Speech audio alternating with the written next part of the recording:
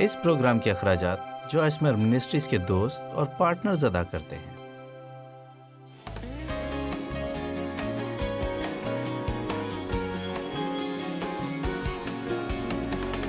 مبارک ہیں وہ جو راست بازی کے بھوکے اور پیاسے ہیں۔ کیا آپ کسی ایسے شخص کو جانتے ہیں جو حقیقتاً واقعی وہی کچھ کرنا چاہتا ہے جو درست ہے تو وہ ایسا کرے گا؟ اس کا یہ مطلب نہیں کہ ایسا کرنے کی کوئی قیمت ادا نہیں کرنی پڑے گی۔ میں آپ کو ایک حقیقت بتاتی ہوں کہ آپ کی زندگی میں کچھ ایسے فیصلے ہیں جو آپ خدا کی رہنمائی سے کرتے ہیں تو ہو سکتا ہے کہ آپ کچھ دوستوں کو کھو دیں، لیکن میں آپ کو ضمانت دے سکتی ہوں کہ غالباً وہ اچھے دوست نہیں ہوں گے۔ بہرحال در حقیقت آپ میں سے کچھ لوگوں نے اگر وہ کرنے کا فیصلہ کیا ہے جسے حقیقتاً واقعی وہ ٹھیک سمجھتے ہیں تو عین ممکن ہے کہ آپ کو اپنی نوکری سے ہاتھ دھونے پڑیں۔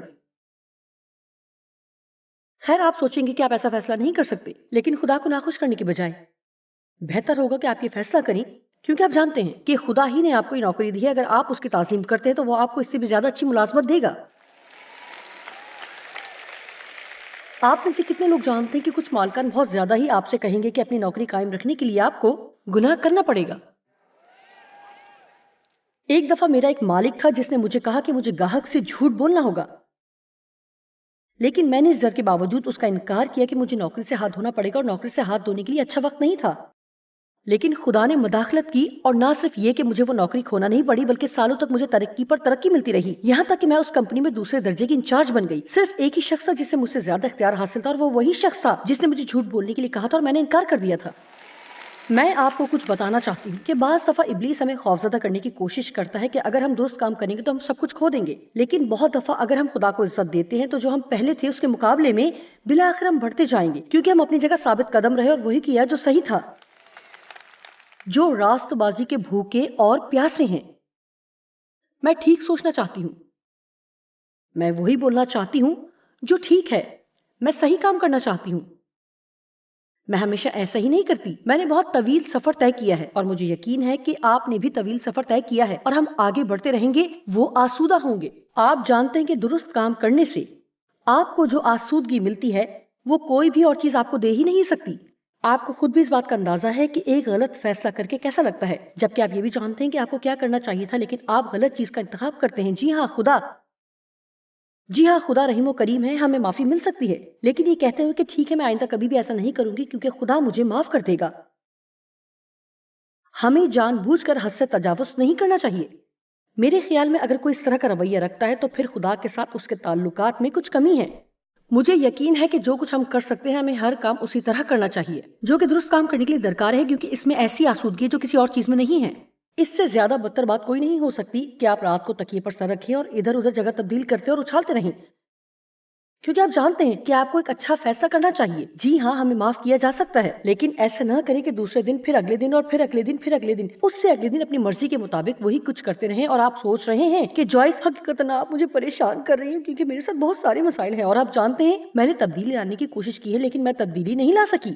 کیا آپ جانتے ہیں کہ در حقیقت جو کچھ ہم صحیح کرنا چاہتے ہیں خدا دیکھتا ہے، پھر وہ آتا ہے، اور جو ٹھیک کام ہم کرنا چاہتے ہیں وہ کرنے میں ہماری مدد کرتا ہے۔ اگر حقیقتاً آپ وہ کرنا چاہتے ہیں، میرا مطلب ہے کہ حقیقت میں حقیقی طور پر وہ کرنا چاہتے ہیں جو صحیح ہے، اور چاہے جو بھی قیمت آپ کو ادا کرنی پڑی ہو، اگر آپ درست کام کرنے کے لیے تیار ہیں۔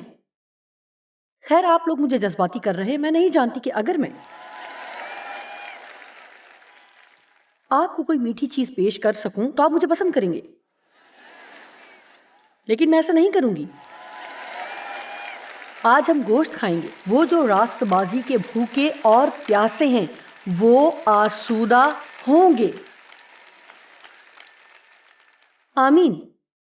میں کامل ہونے کی بات نہیں کر رہی، میں کبھی بھی غلطی نہ کرنے کے بارے میں نہیں کہہ رہی، میں بات کر رہی ہوں حقیقت میں سچائی سے راستی کے کام کرنے کی خواہش رکھتے ہیں۔ آپ جانتے ہیں کہ مجھے زندگی کے مختلف اوقات میں لوگوں کی طرف سے بدسلوکی کا برا تجربہ رہا ہے۔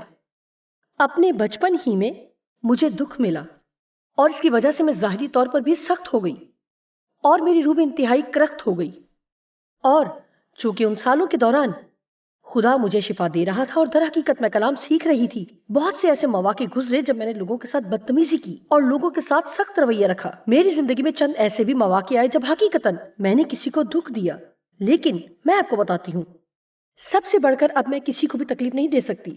میرا مطلب ہے کہ میں لوگوں کو دکھ نہیں دینا چاہتی، اور میرا خیال ہے کہ بہت سی ایسی چیزیں ہیں جو ہو سکتا ہے جو کچھ پہلے ہم کبھی تھے، لیکن اگر ہم اپنی زندگی میں خدا کو مداخلت کرنے دیں تو ہمیں وہ سب کچھ جاری رکھنے کی ضرورت نہیں۔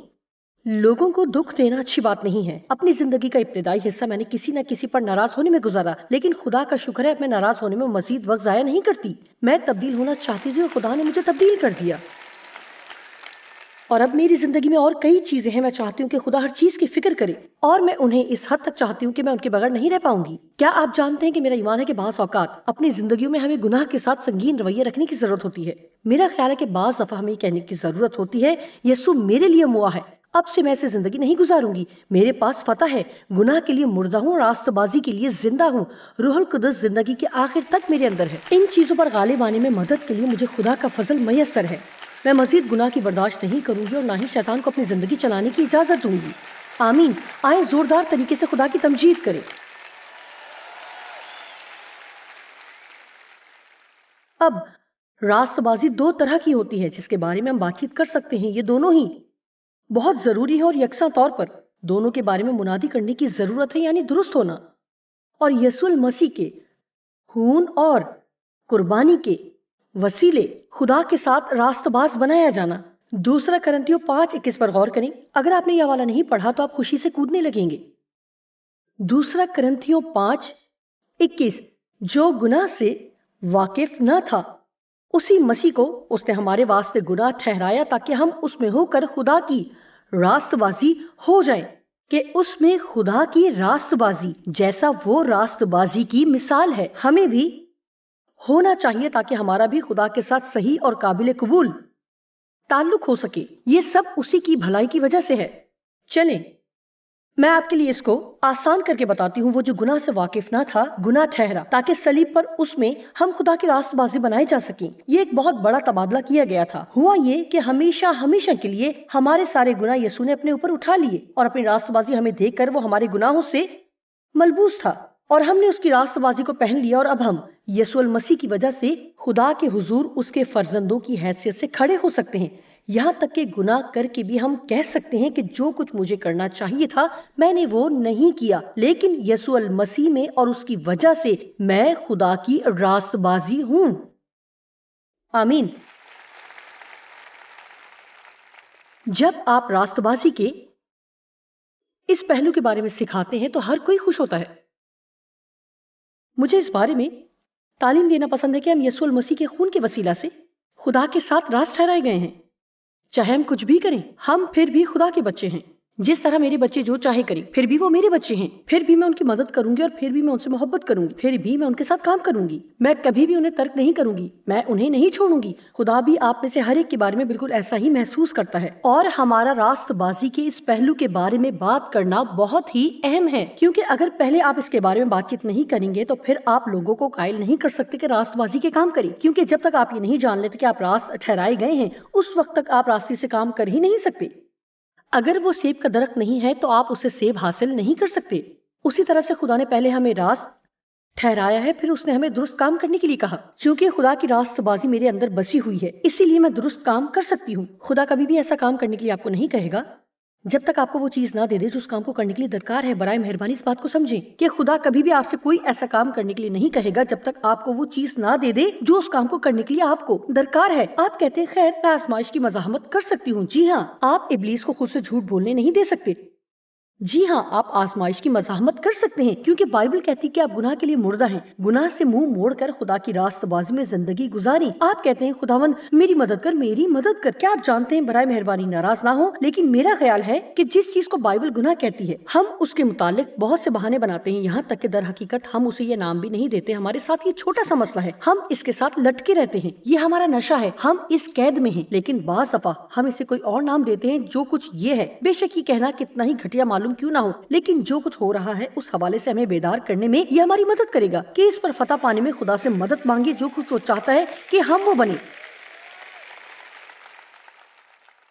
اور آپ جانتے ہیں کہ اس طرح کی منادی کرتے ہوئے میں موقع سے فائدہ اٹھا رہی ہوں، کیونکہ میں جانتی ہوں کہ ہر کوئی کندھے پر تھپکی لینا اور یہ سننا پسند کرتا ہے کہ وہ کتنے شاندار ہیں۔ خیر، آپ جانتے ہیں کہ آپ پیارے ہیں، آپ اتنے ہی پیارے ہیں جتنے کہ ہو سکتے ہیں۔ آپ چھوٹے سے پیارے بچے کی طرح ہیں، لیکن میں آپ کو بچوں کی دودھ کی بوتلیں اور آرام دینے اور پیمپر کو پکڑے رہنے نہیں دوں گی۔ ہمیں بڑھنا ہے اور مرد خدا اور عورتیں بننا ہے جو دنیا میں یسوع مسیح کی نمائندگی کر سکتے ہیں اور ایک بڑی بوچھاڑ کر سکیں، جو دنیا کے لوگوں کی توجہ کھینچ سکیں۔ آمین۔ میں آپ کو بتا رہی ہوں کہ بہت سے مسیحی ہیں، اگر ہم میں سے ہر ایک اس طرح کا رویہ رکھے جس طرح کا رویہ ہمارا ہونا چاہیے، چاہے وقتی طور پر ہی کیوں نہ ہو۔ میرا مطلب ہے کہ دنیا ہمارا مذاق اڑاتے ہوئے خوفزدہ ہوگی، لیکن خدا کے نام کو بے فائدہ لیتے ہوئے ڈریں گے۔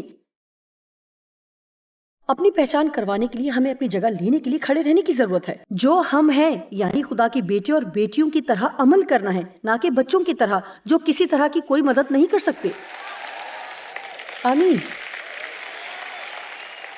اور جب میں کہتی ہوں کہ ہم، تو میرا مطلب ہے کہ میں بھی ویسی ہی ہوں جیسے آپ ہیں۔ لہٰذا راست بازی کا ایک پہلو یہ ہے کہ خدا کا شکر ہے کہ اپنی بدترین غلطیوں کے دوران بھی جو آپ سے ہوتی ہیں، ہم یسوع المسیح کے وسیلے خدا کے ساتھ راست ٹھہرائے گئے ہیں۔ پھر بھی آپ کہہ سکتے ہیں کہ اے خدا مجھے معاف کر، کیونکہ میں جانتی ہوں کہ ابھی بھی تو یسوع المسیح میں مجھے راست دیکھتا ہے۔ لیکن اے خداوند، جیسی میں ہوں میں ویسی ہی رہنے کا ارادہ نہیں رکھتی۔ تیری مدد سے میں وہ کچھ بننا چاہتی ہوں جو آپ چاہتے ہیں کہ میں بنوں۔ اے خداوند، میں راست بازی کی بھوکی ہوں۔ مجھے راست بازی کی بھوک اور پیاس ہے، کیونکہ بائبل کے مطابق راست بازی کا دوسرا رخ راست ہونا اور درست کام کرنا ہے۔ آپ جانتے ہیں، یہاں تک کہ یعقوب نے بھی کہا کہ تم اپنا ایمان مجھے دکھاؤ، لیکن آپ ایمان کو بغیر عمل کے ایمان نہیں دکھا سکتے، کیونکہ اگر اعمال نہیں ہیں تو سچائی یہ ہے کہ آپ کے پاس ایمان بھی نہیں ہے، کیونکہ ایمان ہمیشہ اچھے پھل پیدا کرتا ہے۔ تو حقیقت یہ ہے کہ جتنا زیادہ آپ یسوع المسیح میں اپنی حیثیت کو سمجھتے ہیں، اتنا ہی زیادہ وقت آپ یسوع کے ساتھ گزارتے ہیں۔ پورے طور پر اسے خود سے محبت کرنے دینے کے لیے آپ اپنا زیادہ وقت خدا کا کلام پڑھنے میں گزارتے ہیں، جانتے کہ پھر آپ آڑو کے ایک چھوٹے درخت کی مانند ہوں گے جو وہاں موجود ہے۔ آپ وہیں رہیں گے اور آپ کی چھوٹی شاخیں ہیں۔ آپ صرف سورج سے محبت کرتے رہتے ہیں اور جڑوں کے ذریعے سے ساری غذائیت اوپر آتی رہتی ہے۔ آپ یسوع المسیح میں جڑ پکڑ چکے ہیں، وہ مجھ سے محبت کرتا ہے، مجھے اس سے محبت ہے، میں خدا کے ساتھ وقت گزارتی ہوں، میں جانتی ہوں کہ میں مسیح میں کون ہوں۔ پھر اچانک شاخوں میں چھوٹے چھوٹے آڑو لگتے ہیں۔ اگر تم مجھ میں قائم رہو اور میری باتیں تم میں قائم رہیں تو تم بہت سا پھل لاؤ گے۔ اگر آپ خدا کے ساتھ چلنے کے لیے جدوجہد کر رہے ہیں تو آپ صرف خدا کے ساتھ زیادہ وقت گزارنے کی کوشش ہی نہ کریں، بلکہ اس بات پر قائم رہیں کہ آپ خدا میں وہ سب کچھ حاصل کریں گے جو خدا چاہتا ہے کہ آپ کو ملے، وہ سب کچھ بنے جو خدا چاہتا ہے کہ آپ بنے۔ آمین۔ ایک بھوکا اور پیاسا شخص وہ سب کچھ کرے گا کھانا اور پینا حاصل کرنے کے لیے جو اسے کرنا پڑے گا۔ یہاں بہت سے ایسے لوگ ہیں جو رات کے وقت اپنے بستر سے باہر نکل کر اپنی گاڑی میں سوار ہو کر جس کے لیے آپ ترس رہے ہوں، کہیں سے آپ کو وہ چیز تلاش کر کے نہیں دیتے۔ کیا کبھی کسی نے یہ سنا ہے کہ کسی نے اپنے کپڑے پہنے ہو سردیوں میں، برف کو کھرچا ہو اور پھر گاڑی میں بیٹھ کر سگریٹ خریدنے گئے ہوں؟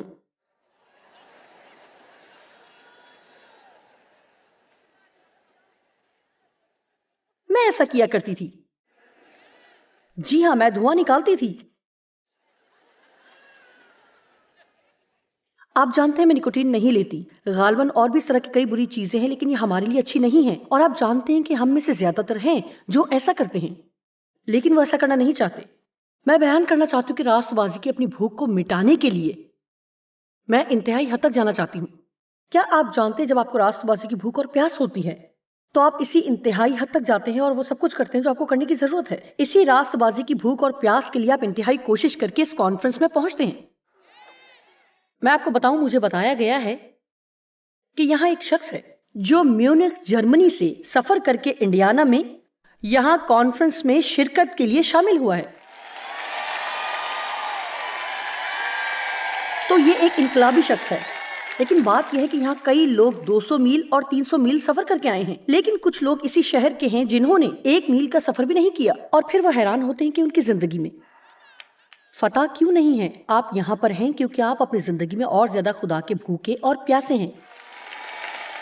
جب آپ اور زیادہ خدا کو حاصل کرنا چاہتے تو بالآخر آپ پا لیں گے۔ جو لوگ ٹی وی پر دیکھ رہے ہیں، اگر میرے کافی سخت کلام سنانے پر بھی ابھی تک آپ نے ٹی وی بند نہیں کیا بلکہ ابھی بھی آپ سن رہے ہیں، تو اس کا مطلب یہ ہے کہ آپ اپنی زندگی میں خدا کی اور زیادہ بھوک رکھتے ہیں اور آپ درست کام کرنا چاہتے ہیں۔ میں اپنے اسٹول پر بیٹھنا نہیں چاہتی۔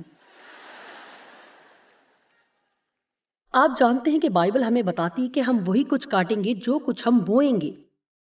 ناراستی کے کاموں کا اور راست بازی کے کاموں کا بھی اجر ملے گا، اور میں وہ انعام لینا چاہتی ہوں جو راست بازی کے ساتھ ملتا ہے. ایک اور حوالے پر غور کریں اور پھر ہم اگلی مبارکبادی کی طرف بڑھیں گے. متی 7 کی 13 اور 14. اصل میں خدمت میں اپنے ساتھیوں کے لیے باقاعدگی سے یہ دعا کرتی ہوں.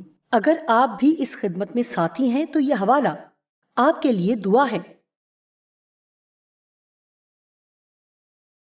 تنگ دروازے سے داخل ہو، کیونکہ وہ دروازہ چوڑا ہے اور وہ راستہ کشادہ ہے جو ہلاکت کو پہنچاتا ہے، اور اسے داخل ہونے والے بہت ہیں. آپ جانتے ہیں کہ کشادہ راستے پہ چلنا آسان ہے. کشادہ راستے پر آپ کے ساتھ بہت سے لوگ ہوتے ہیں. کشادہ راستے پر آپ کبھی بھی اکیلے نہیں ہوں گے کیونکہ وہ دروازہ سکڑا ہے. غور کریں، ایمپلیفائڈ بائبل کہتی ہے دباؤ سے سکڑا ہوا، اور وہ راستہ سیدھا کیا گیا اور دبایا گیا ہے جو زندگی کو پہنچاتا ہے، اور وہ لوگ تھوڑے ہیں جو اس کو پاتے ہیں. میں باقاعدگی سے آپ کے لیے دعا کرتی ہوں کہ آپ ہمیشہ کشادہ راستے سے دور رہیں اور تنگ راستے پر رہیں. کہ آپ جانتے ہیں کہ تنگ راستے میں ہمارے جسمانی ساز و سامان ساتھ رکھنے کی بہت زیادہ گنجائش نہیں ہے. میں اپنے برے رویوں، اپنے سارے غصے، اپنی ساری تلخی اور اپنے ماضی کے برے سلوک کی پریشانیاں اس تنگ راستے میں نہیں لا سکتی ہوں. وہ اس راستے میں پورے نہیں آئیں گے. اگر مجھے اس تنگ راستے پر چلنا ہے تو مجھے یہ سب کچھ چھوڑنے کی ضرورت ہے، اور مجھے اچھے رویے کو اپنانے کی ضرورت ہے. کیا یہاں پر کوئی ایسا شخص ہے جو ان تمام چیزوں کی گٹھری بھی اپنے ساتھ گھسیٹنے کی کوشش کر رہا ہے اور آپ کو اس تنگ راستے پر چلنے میں مشکل ہو رہی ہے؟ آئیں، کیا آپ میں سے کسی کو ماضی کی تمام چیزیں چھوڑنے کی ضرورت ہے؟ کہیں میرے لیے یہی وقت ہے کہ جن پر مجھے غصہ ہے ان کو جانے دوں. میرے غصہ کرنے سے وہ تبدیل نہیں ہوں گے. اگر آپ ان سے ناراض ہیں تو یہ آپ کے مسائل حل نہیں کرے گا. یہ صرف آپ کے خدا کے ساتھ چلنے میں رکاوٹ کا باعث ہے. درست کام کریں، ان کو معاف کریں، ان کے لیے دعا کریں، یہاں تک کہ ان کو برکت دیں. اگر آپ ایسا کر سکتے ہیں تو یہ درست بات ہے. اگر آپ درست کام کریں گے تو آپ خدا کی قوت کو حاصل کریں گے جو پہلے آپ کے پاس نہیں تھی. آپ فتح مند ہوں گے، نہ کہ شکست خوردہ.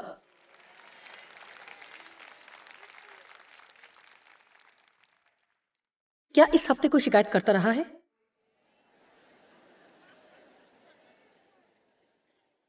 کتنے جانتے کہ یہ ٹھیک نہیں ہے؟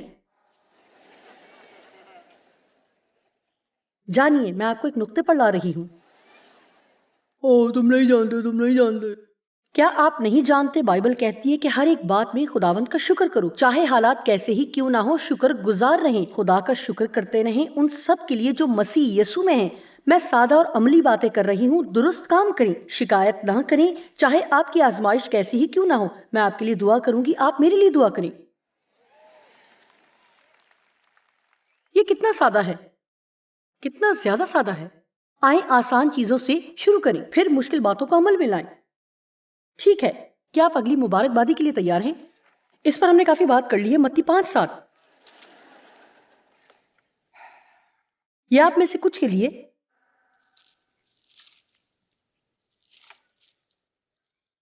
کچھ مشکل تھا. ہو سکتا ہے کہ یوں محسوس ہوا ہو جیسے اس سارے وقت میں آپ کیلوں پر بیٹھے ہوئے ہیں، لیکن ہو سکتا ہے کہ آپ کے لیے بہتر ہے. مجھے اس کا علم نہیں ہے.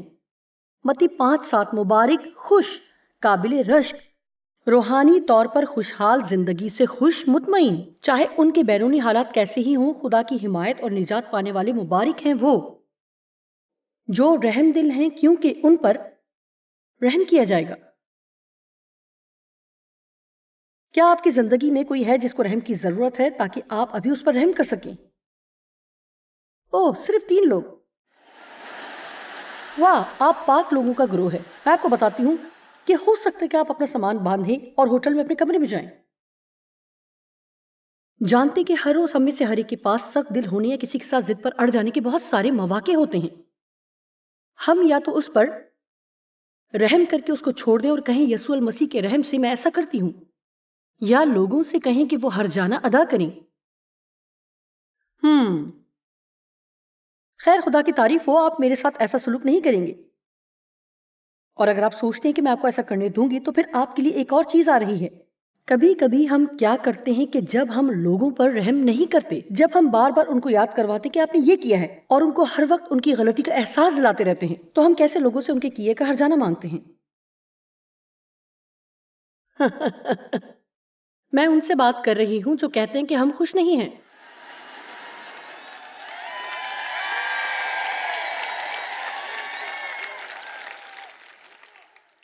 آپ جانتے ہیں کہ بائبل بیان کرتی ہے کہ جب خدا ہمیں معاف کرتا ہے تو وہ مکمل طور پر بھول جاتا ہے، مزید ہمیں یاد نہیں کرواتا رہتا۔ پرانے عہد نامے میں ایک جگہ لکھا ہے، وہ کہتا ہے کہ وہ کبھی بھی ہمارے گناہوں کا ذکر نہیں کرتا۔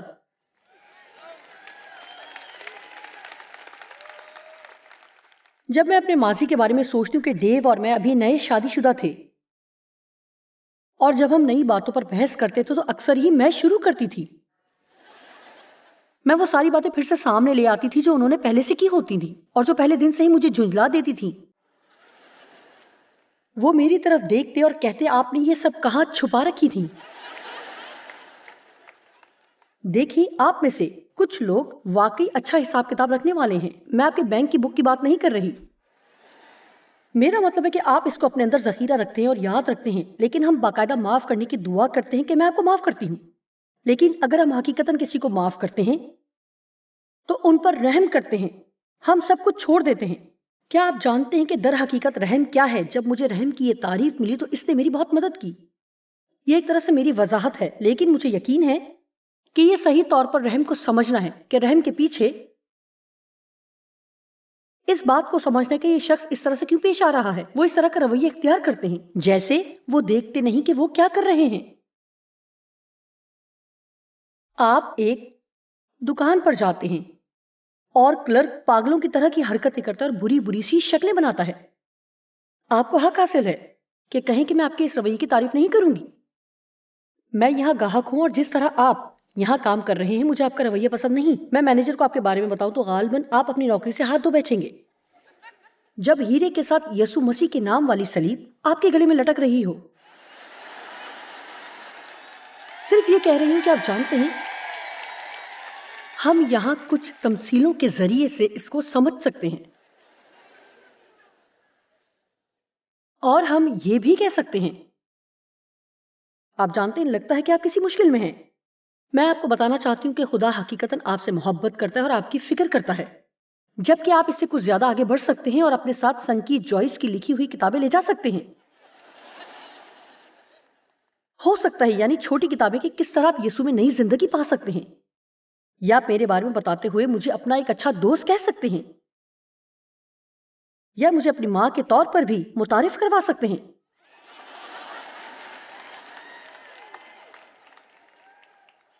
جی ہاں، میں اتنی عمر رسیدہ ہوں کہ آپ کی ماں کہلوا سکتی ہوں۔ آپ کہہ سکتے ہیں کہ ہماری ماما جوائس نے یہ کتابیں لکھی ہیں، یہ ان کو متاثر کرے گا کہ وہ یہ کتابیں پڑھیں۔ اب میں آپ سے پوچھتی ہوں کہ ان کی مشکلات میں اضافے کے لیے کیا انہیں نوکری سے نکلوانا بہتر ہے تاکہ انہیں اور زیادہ مشکل میں ڈالا جائے؟ اپنی یسوع مسیح کی صلیب والی پن دیکھیں اور یہ سوچیں کہ مسیحی جو کچھ خود کو کہتے ہیں وہ ہے نہیں، وہ کرنے والے یا مہربان نہیں ہیں، یا بہتر ہے کہ اصل میں سوچا جائے کہ در حقیقت کون سی باتیں ہیں جو انہیں دکھ دے رہی ہیں، جن کی وجہ سے ان کا رویہ ہمارے ساتھ ایسا ہوتا ہے۔ ہمیشہ کیوں کے پیچھے کیا ہی ہوتا ہے۔ خدا ہمیشہ رحیم ہے کیونکہ وہ ہمیشہ ہی سے جانتا ہے کہ ہم کہاں سے آئے ہیں اور کیوں ہمیں مشکلات کا سامنا ہے۔ آمین۔ آج میں آپ کی حوصلہ افزائی کرنا چاہتی ہوں کہ آپ کے اندر خداوند یسوع مسیح کی طرح کے رویوں کو اپنانے اور اس میں بڑھنے کی رضامندی اور خواہش ہے جو کہ خداوند یسوع مسیح نے متی 5 باب میں ہمیں سکھائے ہیں۔ یہ وہ رویے ہیں جو نہ صرف مشکل حالات کو برداشت کرنے میں ہماری مدد کرتے ہیں بلکہ اپنے ارد گرد والوں کے لیے بھی ہمیں برکت کا باعث بناتے ہیں۔